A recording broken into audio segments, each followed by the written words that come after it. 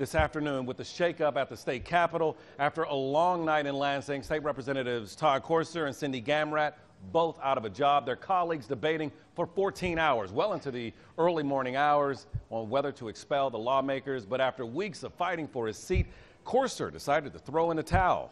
He resigned just after 3 this morning. About an hour later, House members voted to expel Cindy Gamrat.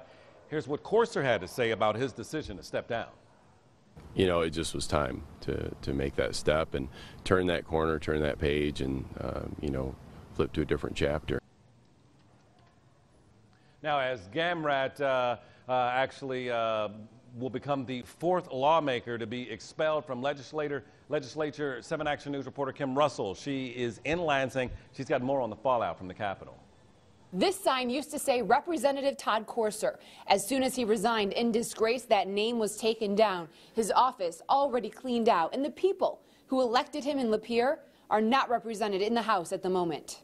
It started with a sex scandal between 2 married, self-described conservative Christian representatives. Former representative from Lapeer, Todd Courser, and former representative from Northern Michigan, Cindy Gamrat. An investigative committee in the House says it escalated to fraud against you, the taxpayer, when Courser decided to have his state-employed staff create a fake gay sex scandal involving him in an attempt to destroy the believability of the real scandal. And then he conspired with Representative Gamrat to conceal this affair, to use state money to conceal it.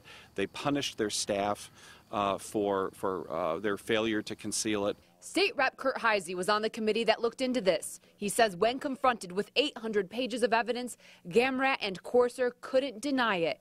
I mean, basically, they pled guilty to us. Still, they fought to be punished, but keep their jobs.